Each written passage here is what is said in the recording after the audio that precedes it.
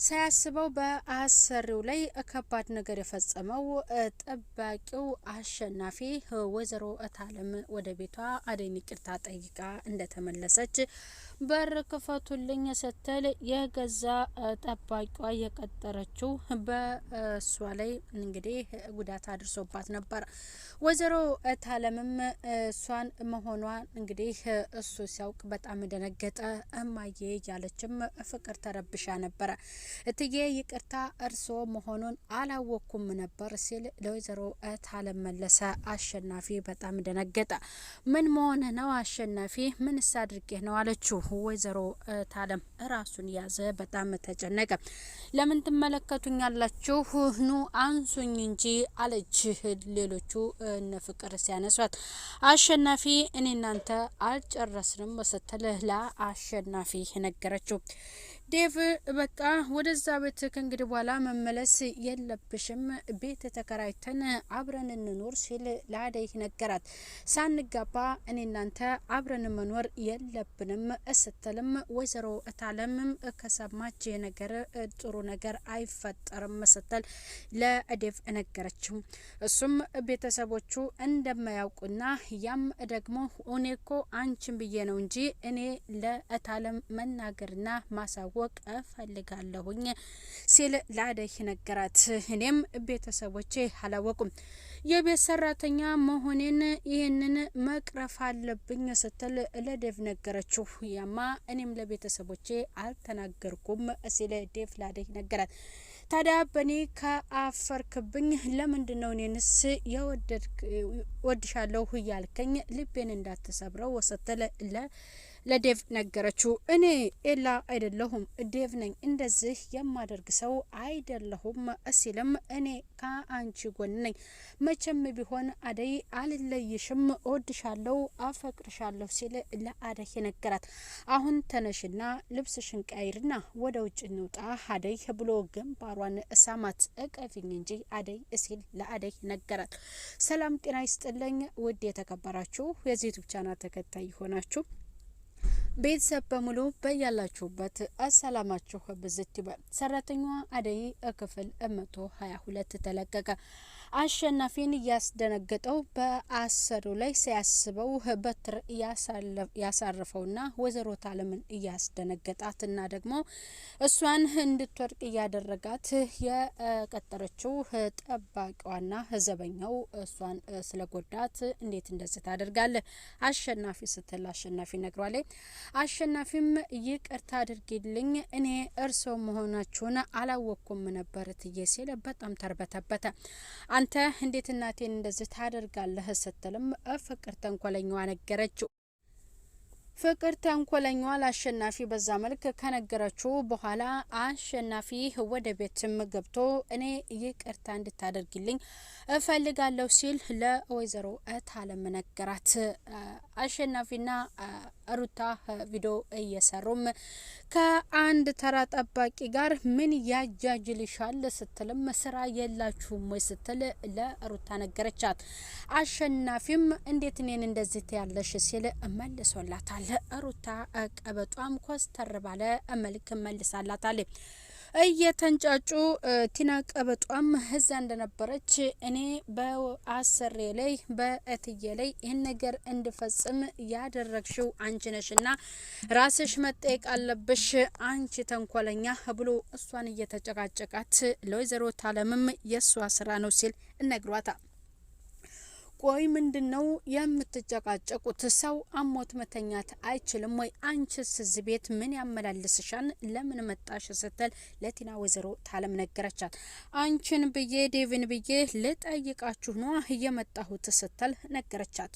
ጓደኛሽ እኔ ሳልሆን እህቴ ሊዲያ ናት ሲልም እንዳትቀርበው አስጠንቅቋታል። ድንገት ጥምጥም ብላ በአሳልፍ ነው ጊዜያቶች ለምን እንደዚህ ትሆናለህ? አብረን ጥሩ ጊዜ አሳልፈን አልነበረም ወይ? ለምን እንደማያውቅ ትሆናለህ? ስትል ከአደይ ጋር ወደ ውጪ እንደወጡ እያለ ድንገት ዴቭን ስትይዘው አደይ ይሄ ነገር አላማረኝም ዴቭ ስትል ለዴቭ ነገረችው።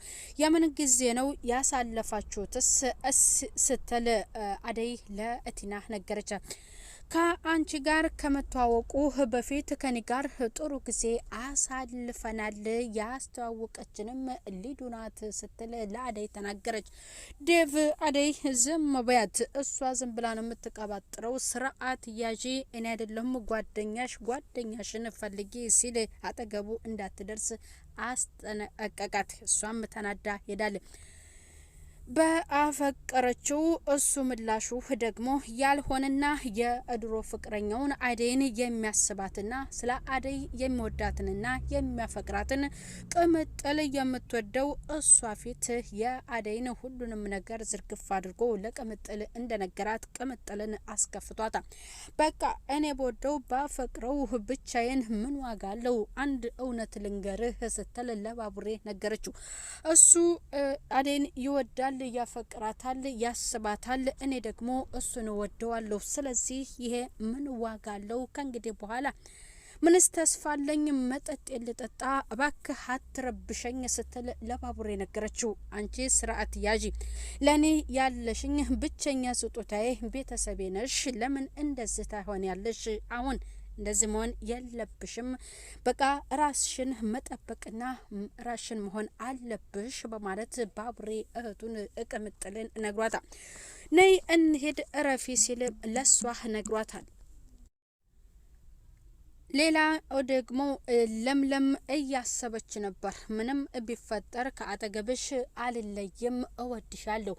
ለዚህ ደግሞ ትልቅ መስዋዕትነት የከፈለው እኔና አንቺ እንድንቀራረብ እና እንድወድሽም ይበልጡኑ ደግሞ እንድቀርብሽ ያደረገኝ ዴቭ ነው ሲልም ለሊሊ ነግሯታል። አንቺ በምላሹ መክፈል አለብሽ፣ ዴቭና አደይ እንዲቀራረቡም መስዋዕትነት መክፈል አለብሽ ያላትን ጊዜ እያስታወሰች ነበር። በጣም ደነገጠች። ምን ሆነሽ ነው ሊሊ አላት ደመቀ። መንገድ ላይ ቆማ ግራ እንደገባት። ቤቱ ጨነቀኝ፣ ወደ ውጪ ልውጣ ወክ ላድርግ ብዬ ነው ደመቀ ስትል ባቡሬን አይተኸዋል ወይ ስትል ለደመቀ ነገረችው። ቆይማ ከባቡሬ ጋር ምን አይነት ግንኙነት ቢኖራችሁ ነው? የነገርማ የሆነ ነገር አለ ሲልም ነገረ። እኔና እሱ ምን ሊኖረን ይችላል? እቤትም እያስጠጋሁት መልካምና ጥሩ ሰው ስለሆነ ነው። እኔ ለሱ ከዚህም በላይ ብሆንለት የሚገባ መልካም ሰው ነው ስትል ለደመቀ ትነግሯለች።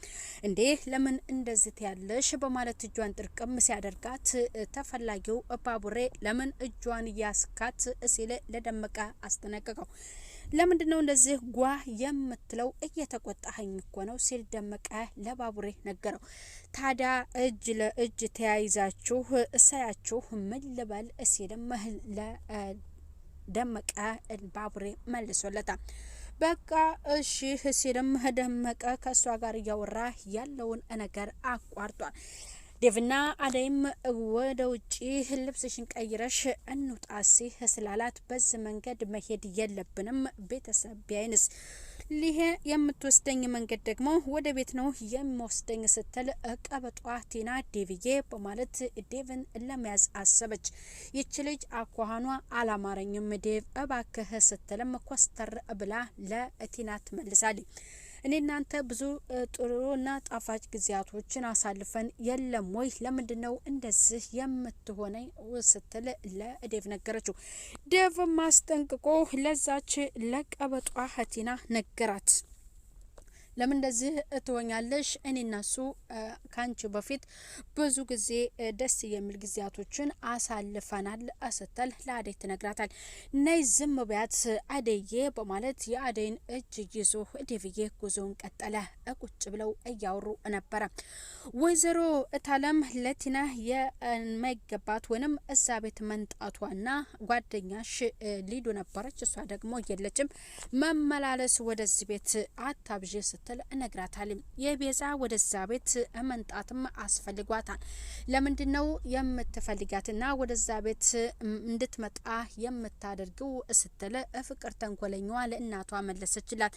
መንጣትና በስራዋ ደግሞ ቅጣቷን ማግኘት አለባት፣ በፖሊስ መያዝ አለባት፣ መታሰር አለባት ስትል ለፍቅር ነገረቻት።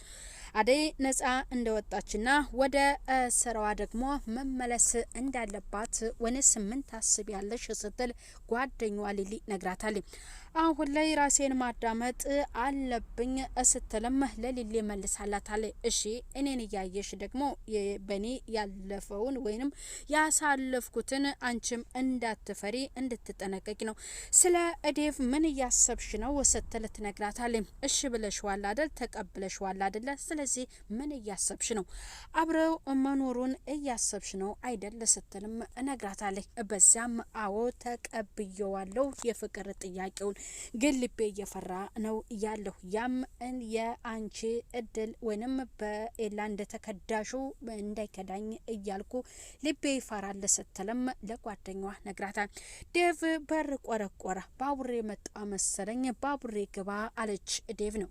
ዴቭ ለምን መጣ ስትል አደይ ነገረችው። ምን ነው መምጣቴ አላስደሰተሽም እንዴ? አልወደድሽውም እንዴ? አደይ አንቺን ብዬ ነዋ የመጣሁት በማለት ከአደይ አጠገብ ተቀምጦ አደይ ያናፈኩሽም እንዴ ቀፊኝ በማለት እቅፍ እንድታደርገው አድርጓታ። በመጨረሻ ወደ ውጪ ይዟት ወጥቶ ሁለቱ እያወሩም አንቺ ወንም ደስ እንዲልሽ አላደረኩም በዛም ይቅርታ እጠይቃለሁ አደይ በማለት ለአደይ መልሶላታል። ምንም ችግር የለ ዴቭ እያለችው መንገድ ላይ ቁጭ እንዳሉ እንግዲህ ወይዘሮ ታለም ከች ብላ ወይዘሮ ታለም ያንን ነገር ያልወደደችው ይመስላል። በቀጣዩ ክፍል ምን ይፈጠር ይሆን የሚለውን በክፍል 123 የምናይ ይሆናል። ቤተሰብ በያላችሁበት ሰላም ቆዩ። ለዚህ ዩቲዩብ ቻናል አዲስ ሆናችሁ ሰብስክራይብ በማድረግ ቤተሰብ ሆኑ። ቪዲዮውን ላይክ እና ሼር ያደርጋችሁ እስከ ፍጻሜው እንድትከታተሉ ስል በአክብሮት ጠይቃለሁ። ቤተሰብ ባይ ባይ።